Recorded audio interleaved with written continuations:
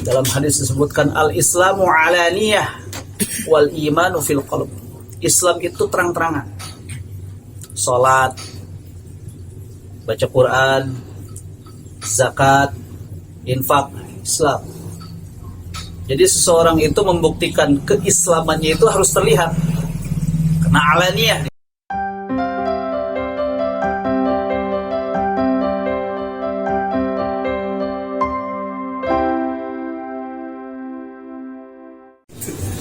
Assalamualaikum warahmatullahi wabarakatuh. Alhamdulillah ala kulli ni'matillah. Asyhadu an la ilaha illallah sayyidul khalaiq wal bashar. Wa asyhadu anna Muhammadan 'abduhu wa rasuluhu nabiyul ummi wal arabi al mab'uts bi kitabin mubin. La nabiyya wa la rasula ba'dah. Allahumma salli wa sallim wa barik ala habibina wa syafi'ina wa qudwatina al-mustafa wa khatamul anbiya Muhammad sallallahu alaihi wasallam wa ala alihi wa ashabihi wa man tabi'ahum bi ihsanin ila yaumil qiyamah, amma ba'd. قال الله تعالى في كتابه الكريم أعوذ بالله من الشيطان الرجيم بسم الله الرحمن الرحيم واعلموا أن فيكم رسول الله لو يطيعكم في كثير من الأمر لعنتم ولكن الله حبب إليكم الإيمان وزينه في قلوبكم wa karraha ilaikumul kufra wal fusuqa wal isyan ulaika humur rasyidun. Shadaqallah. Para hamba Allah kaum muslimin, ada muslimat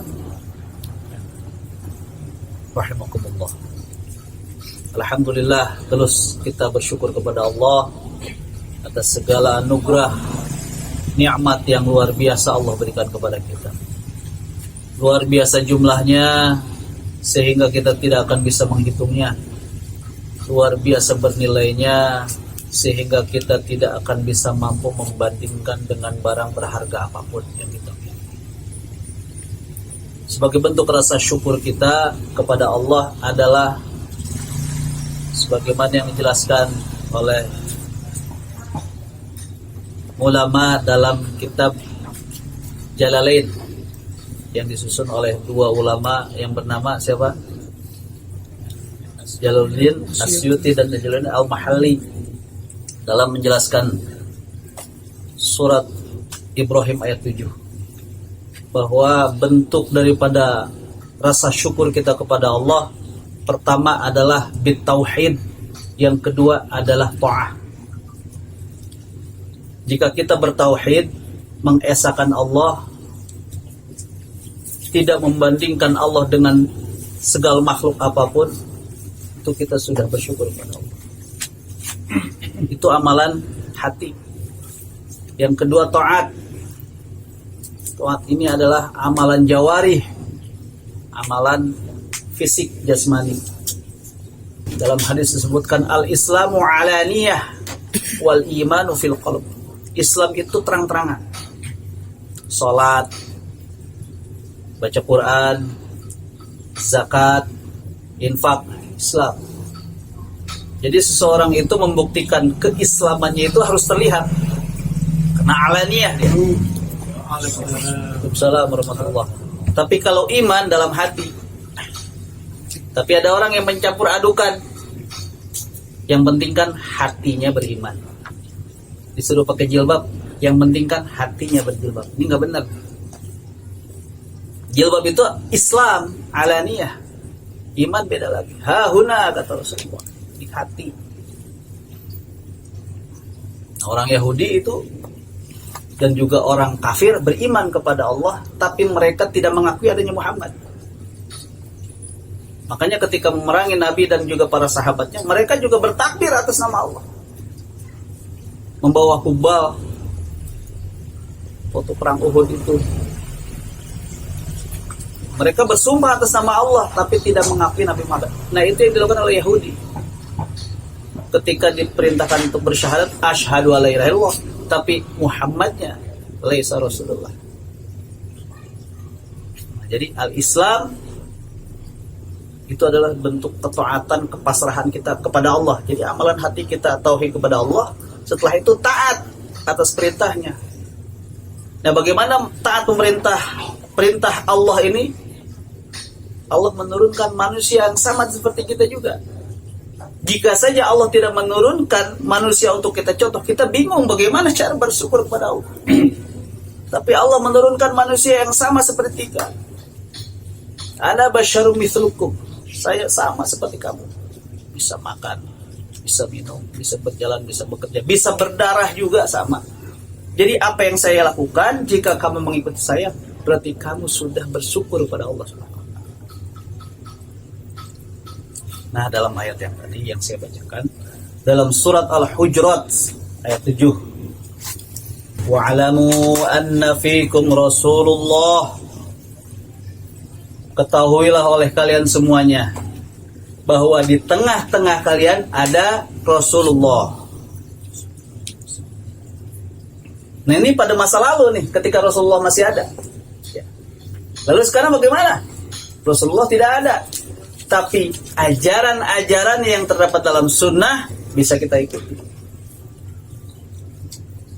Kalau menurut atau mengikuti bahasanya Dr. Rois Abdullah, yang sudah dikodifikasikan dalam hadis,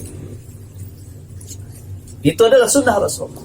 Ketahuilah bahwa di tengah kalian ada Rasulullah. Rasulullahnya sudah tidak ada pada zaman saat ini, tapi ada ajarannya.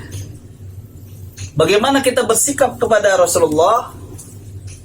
Pada masa lalu, para sahabat semuanya menghormatinya. Bahkan dalam Al-Quran disebutkan, la tarfa'u aswatakum fawqa sautin Nabi. Janganlah kamu mengangkat suaramu lebih tinggi daripada suara Nabi. Ada sahabat, memang ini oratornya Rasulullah. Dalam surat Al-Hujurat ayat 2 atau 3 ya di sana. La tarfa'u aswatakum fawqa sautin Nabi. Janganlah kamu mengangkat suara kamu melebihi suara Nabi. Ketika ayat itu datang, wah, dia langsung gak mau ketemu Nabi. Kenapa? Malu. Kenapa? Karena suara saya itu lebih lantang dari Nabi. Seakan-akan ayat itu ditujukan kepada dia. Maksudnya adalah janganlah kamu mendahului keputusan Nabi. Ya, kalau misalnya manusia kan berbeda-beda. Orang Sunda, orang Padang, orang Batak. Nah, orang Batak nih suaranya. Bahkan ada seorang, katakanlah artis, mengatakan, kenapa orang Batak itu suaranya kencang-kencang? Karena dia biasa di hutan, jadi memanggilnya jauh. Kalau misalnya pelan-pelan gak kedengeran. Kata siapa tuh? Kata Hotman Paris gitu ya. Nah, maksudnya apa? Janganlah kamu mendahului keputusan Rasulullah SAW, dan janganlah kamu tidak menghormati. Rasulullah tuh suaranya ya lembut. Jangan kamu seperti itu. Artinya kenapa? Rasulullah mengajar kita untuk sopan santun kepada orang lain dengan suara-suara yang enak didengar. Wa'lamu anna fikum Rasulullah. Hormatilah. Hadis-hadis itu dipelajari, ditaati. Akan tapi Rasulullah memberikan, wa ma nahaitukum anhu fantahu wa ma amartukum bihi fa'tu minhu mastata'tum. Apa yang aku larang, tinggalkan, gak ada kompromi lagi. Tidak boleh membunuh, tidak boleh berzina, tidak boleh mencuri, tidak boleh menjatuhkan martabat orang lain, tidak boleh kamu memakan harta orang lain atau saudara kamu dengan cara yang batil. Dan begitu Rasulullah ketika haji wada, inna dima'akum wa amwalakum wa a'radakum haramun alaikum. Sesungguhnya darah di antara kalian tidak boleh saling dialirkan. Harta kalian tidak boleh saling memakan dengan cara yang batil. Boleh nggak dengan cara yang baik? Ada caranya, jual beli. Ya. Kalau cara yang batil lah, mencuri atau menipu. Wa a'radakum, dan kehormatannya. Kita semuanya masing-masing punya kehormatan. Umat Rasulullah harus berhati-hati. Jangan sampai kehormatan saudara kita terhinakan. Ya. Orang punya jabatan di tengah masyarakat, hormati dia. Sebagaimana Rasulullah SAW juga memerintahkan, man zara qauman fala ya'ummahum hatta ya'umma ahada minhum. Jika kamu mendatangi satu masjid di satu kaum, janganlah kamu menjadi imam sebelum salah satu di antara mereka jadi imam. Artinya apa? Penghormatan kita kepada orang yang punya masjid. Bahwa masjid itu punya manajemen tersendiri. Walaupun kita seorang ustadz, katakanlah, seorang yang ngerti. Tapi mereka sudah punya sistem sendiri. Biarkan dia punya sistem sendiri. Nah, ini salah satu ajaran mulia Rasulullah SAW kepada kita untuk menghargai saudara-saudara kita. Rasulullah sangat berhati-hati sekali. Ketika Rasulullah SAW sedang berbaring, baru pulang dari safarnya, capek. Ketua Abu Bakar, Umar, Utsman. Ini silaturahmi ke rumah Rasul. Ketika Abu Bakar salam disuruh masuk, Rasulullah dalam keadaan berbaring, sampaikan hajatnya. Lalu dijawab oleh Rasulullah, kembali lagi. Umar juga seperti itu. Tapi ketika Utsman masuk, Rasulullah bangun, tidak bersandar, tidak berbaring. Sampai istri beliau bertanya, kenapa wahai Rasulullah engkau membeda-bedakan antara Abu Bakar, Umar, Utsman? Apa kata Rasulullah? Rasulullah sangat tahu sekali bagaimana kepribadian para sahabat. Utsman itu orangnya pemalu. Abu Bakar saya tahu keimanannya, Umar juga saya tahu ketegasannya. Kalau Utsman malu, kalau Utsman datang ke saya dan saya dalam keadaan tidur, dia tidak akan menyampaikan hajatnya. Kenapa? Karena malu. Rasulullah sedang istirahat. Oleh sebab itu Rasulullah menghargainya sampai Rasulullah bangun. Bangun dari tempat tidurnya, ada apa Utsman? Sampai segitu Rasulullah. Sampai menghormati bagaimana tabiatnya seorang sahabat itu. Tafadhal. Di mana? Geser, tafassahu wa tawassah, saling geser.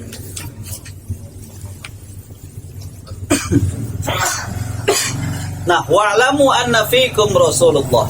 Sebagaimana yang telah saya sampaikan pada materi sebelumnya, pada hadis kursi, bahwa man laqiyani fahuwa jahidun bi ahmada adkhaltuhun nar. Barang siapa yang bertemu denganku, kata Allah, nanti pada yaumul kiamah, dan dia menolak keadaan Rasulullah SAW dan juga sunnah-sunnahnya, masuk dia ke dalam neraka.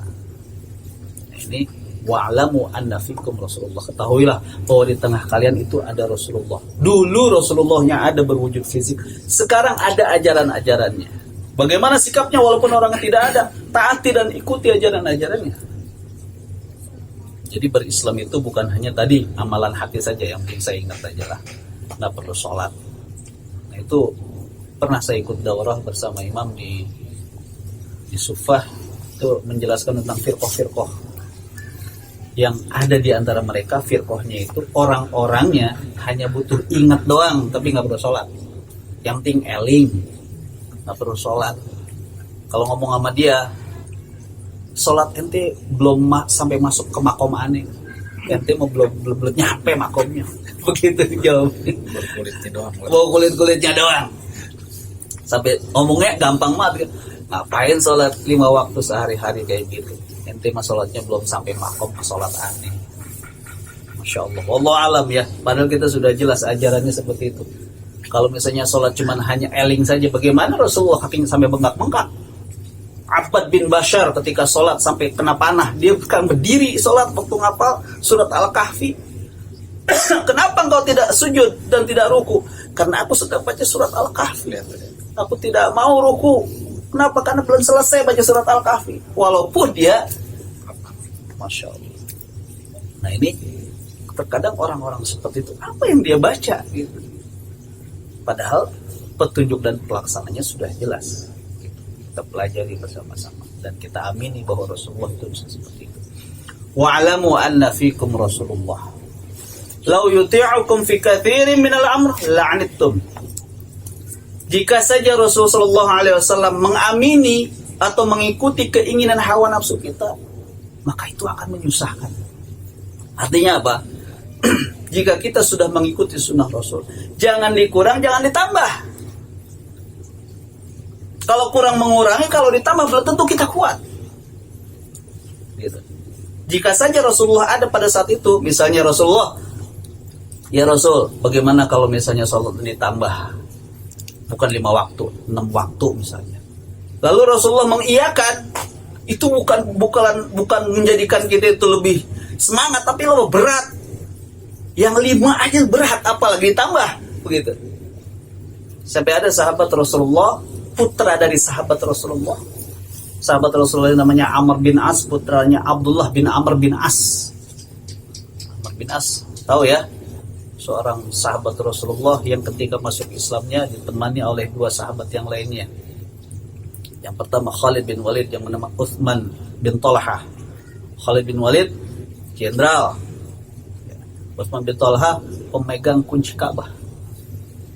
Nah, ketika sahabat hijrah sebelum ke Madinah ke Habasyah, disusul oleh Amr bin As.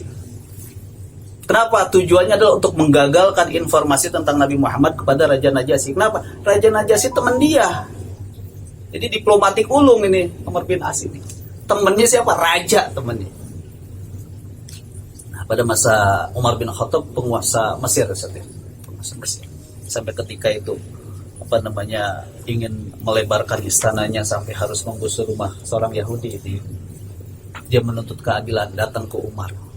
Dari Umar cuma ngirim tulang. Seret begitu aja gitu ya. Dibalikin lagi, dibangun lagi tuh orang Yahudi. Nah, Amr bin As di situ. Nah, putranya Abdullah bin Amr bin As ini soleh sekali. Saking solehnya, dia melebihi daripada amalan yang telah ditetapkan oleh Rasulullah, yaitu puasa. Dia mampu puasa tiap hari. Kedengaran oleh Rasulullah, datangin oleh Rasulullah. Apa benar seperti itu yang saya dengarkan dari para sahabat? Ya Rasulullah, saya bisa puasa tiap hari. Janganlah. Kalau gitu puasa sebulan 3 hari aja. Itu Ayyamul Bid. Saya bisa Rasulullah. Kalau gitu puasa seminggu 2 kali aja dah, Senin Kamis. Saya bisa Rasulullah. Kalau gitu puasa 1 puasa hari, 1 berpuasa, 1 futur. Saya bisa lebih itu. Tidak ada yang lebih afdal dari itu. Jadi jangan kita seakan-akan kuat untuk melakukannya. Kalau sudah diamini oleh Rasulullah, itu sudah jadi konsekuensi dia harus melakukannya. Akan merasa berat dia gitu. Kalau sebaliknya, ketika ada ketetapan Allah melalui Rasulullah itu sholat subuh misalnya hanya 2 rakaat, ringan itu, lakukan saja hal seperti itu. Walaupun dia merasa kuat pagi-pagi, merasa segar gitu, tambah 4 rakaat. Jangan. Kenapa? Karena suatu saat kalian akan merasa berat. Itu ketika kamu ngomongnya masih muda. Tapi kalau sudah tua gimana? Gitu kan? Kenapa? Salah sendiri. Kenapa kamu minta sesuatu yang memang sudah melebihi daripada ketetapan Rasulullah? Nah, ini hati-hati. Lau yuti'ukum fi katsirin minal amri la'anittum. Jika saja Rasulullah mengamini apa yang kamu inginkan, maka akan menjadi sebuah sesuatu yang memberatkan kamu. Jadi tetap saja pada koridornya. Jangan ditambah, jangan dikurang. Ya, kenapa? Karena yang segitu aja kita sudah merasa berat sekarang. Salat 5 waktu, apalagi misalnya ketika Rasulullah mengaminkan salat 50 waktu. Nabi Musa aja, pengikutnya orang-orang yang kuat, nggak kuat. Apalagi pengikut kamu, wahai Muhammad Nabi. Alhamdulillah. Nah, barangkali. Jadi pertama, bahwa ketahuilah di tengah kalian itu ada Rasulullah. Artinya ada ajaran sunnah. Kita dituntut untuk melaksanakan Islam ini mengikuti pola hidup Rasulullah SAW. Dan jangan kita menambah-nambah atau mengurangi daripada ajaran-ajaran Rasulullah SAW yang akhirnya akan memberatkan. Nah, cirinya orang yang akan mendapatkan petunjuk daripada hidayah Allah melalui sunnah-sunnah Rasulullah itu, cirinya yang pertama adalah walakinallaha habbaba ilaikumul iman. Allah telah memberikan cinta kita terhadap iman. Jadi kalau misalnya orang yang mendapat petunjuk dari Allah melalui sunnah-sunnah Rasulullah, itu adalah dia memiliki kecintaan terhadap amalan iman semua. Entah itu sholat, entah itu zakat, entah itu infak, entah itu baca Al-Quran, itu serasa senang aja dia melakukannya. Nggak ada sesuatu benci terhadap mereka, walaupun itu berat buat dia. Kalau sudah cinta, walaupun sholat subuh orang semua dalam keadaan tidur, dia enteng aja melakukannya. Kenapa? Karena cinta. Kan begitu. Kalau ada pekerjaan yang menurut orang berat, tapi kalau kita suka, walaupun itu berat, dianggap enteng. Jadi orang beriman yang mendapat petunjuk itu adalah ketika dia melaksanakan amalan keimanannya itu tidak merasa berat. Tidak merasa berat. Ya, sebagaimana yang dijelaskan dalam surat Al-Baqarah ayat 1 sampai 7, 1 sampai 5, itu adalah ciri-ciri orang beriman. Di ujungnya disebutkan ulaika ala hudam min rabbihim wa ulaika humul muflihun. Itu adalah orang-orang yang berada di atas petunjuk Allah dan mereka adalah orang-orang beruntung. Yang pertama, dia harus membaca Al-Quran.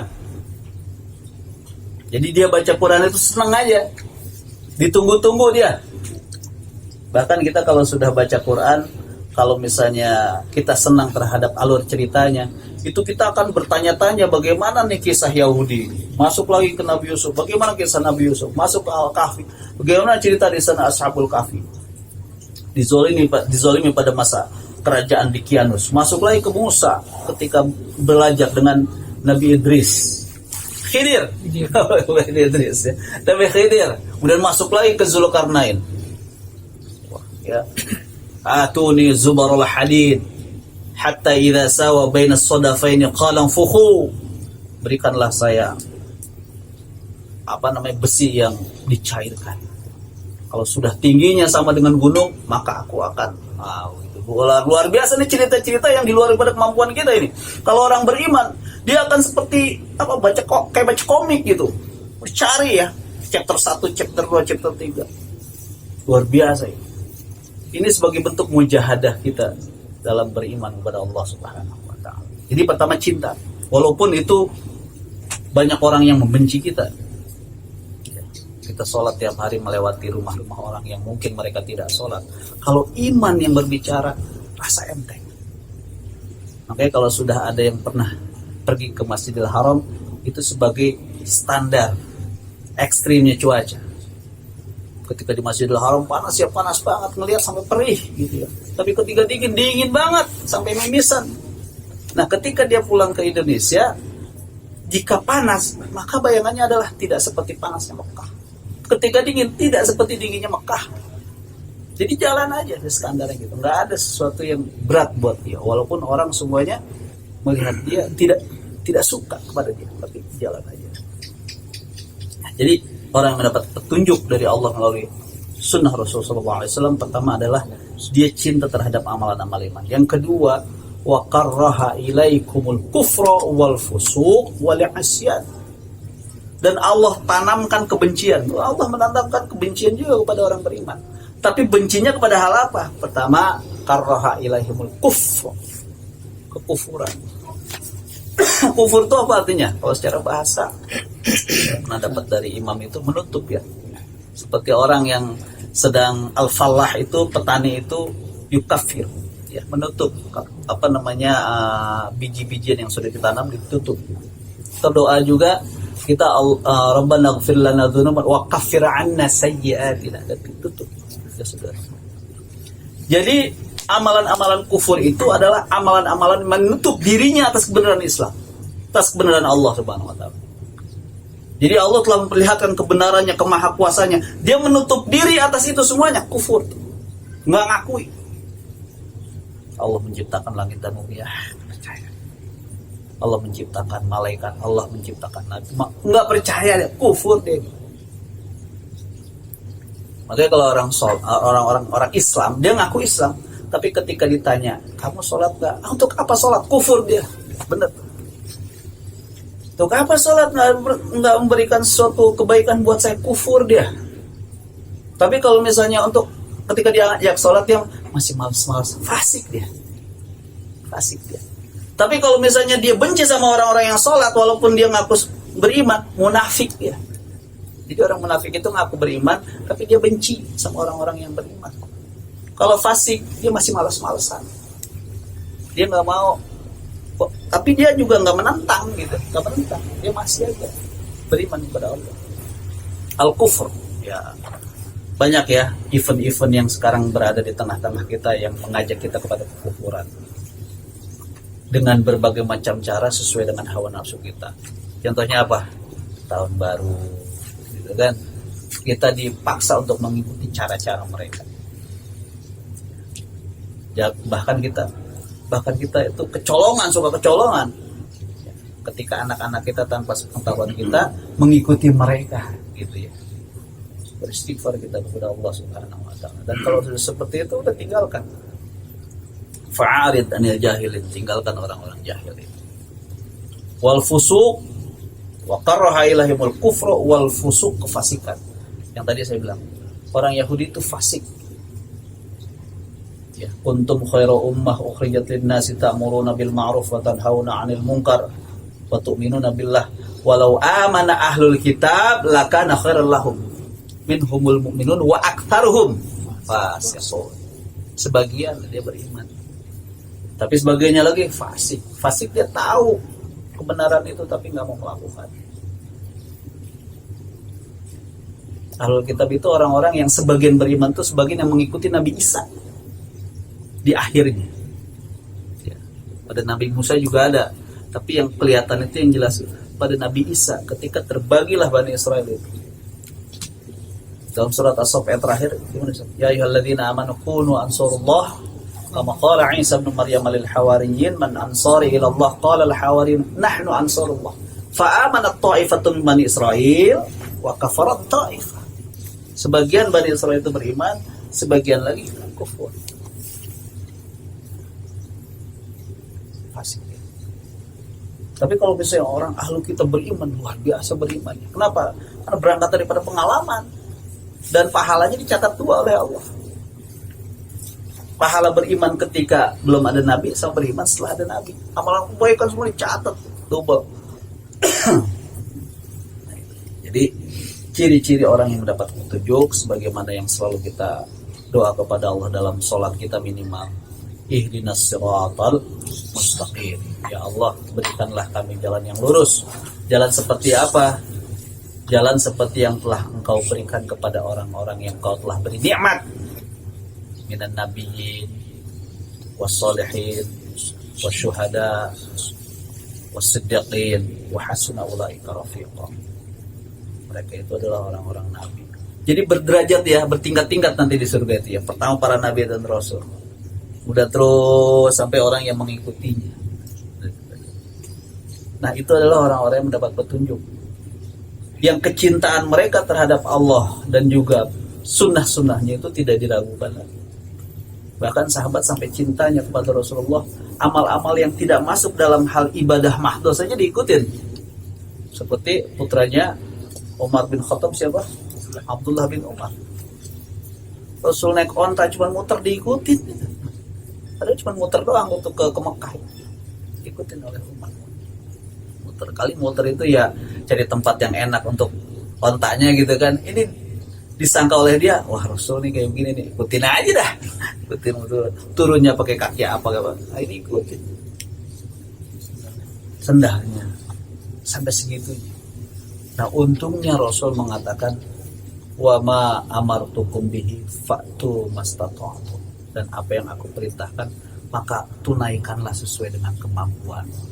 Kalau mastata'tumnya dihilangkan, berabe kita ngikutin gaya Rasul. Harus setiap hari pakai gamis. Gitu kan. Padahal berbeda-beda kita. Masuk ke kita atau Nusantara ya boleh kita sholat pakai baju tapi tidak seperti Nabi. Tapi jika kita mengikuti seperti Nabi, berarti mahabbah kita cinta. Bahkan almarhum siapa? Zulkarnain mengu ya. Saya kalau misalnya ceramah baju putih saya punya 7. Jadi seorang orang mengatakan saya pakai itu nggak pakai ganti-ganti gitu.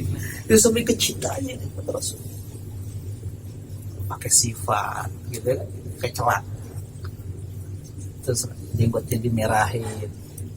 Walaupun Rasulnya nggak merah ya. Pakai merah ya. Ya ada sahabat, ada sunnah, ada hadisnya gitu ya, dimerahin. Dan rambutnya sebahu, rambut kita gitu ya. Kalau berabe kita kalau ngikutin Rasul. Andai kata Rasulullah bilang mastata'tum itu, kalau misalnya kamu mengikuti aku sesuai dengan kemampuan, seakan-akan Rasul itu mengatakan bahwa nanti itu akan luar biasa ketika kita melaksanakan sunnah itu. Akan banyak sekali orang-orang yang tidak cinta pada sunnah, sehingga kamu itu sesuai dengan kemampuan. Luar biasa. Tapi jika ada kemampuan ya nggak apa-apa, laksanakan saja. Tentang baju, Rasul sukanya putih, tapi Rasul pernah pakai hitam, pernah pakai merah. Bahkan ketika pakai merah, sahabat mengatakan indah sekali, Rasul itu ganteng sekali pakai baju merah itu. Ketika ada rembulan itu, Honda nggak ada ya ganti pakai Yamaha, pakai Honda gitu kan. Ya sesuai dengan kemampuan lah semuanya itu. Yang penting cinta kita kepada Rasulullah SAW.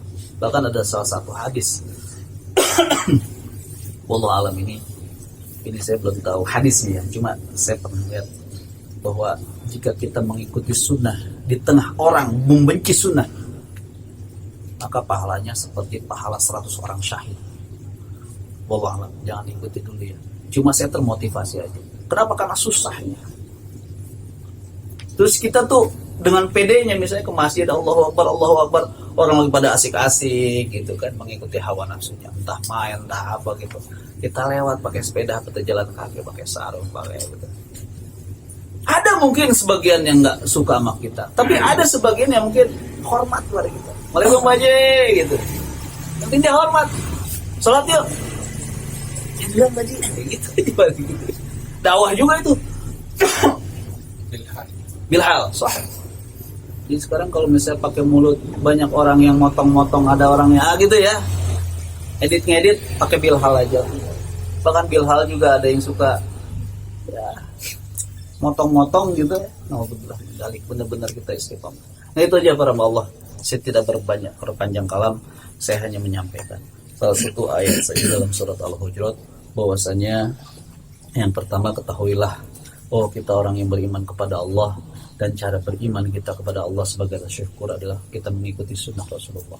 Walaupun Rasulullah tidak ada, sekarang ada ajarannya, maka kita ikuti ajarannya. Pegang terus. Kita harus yakin.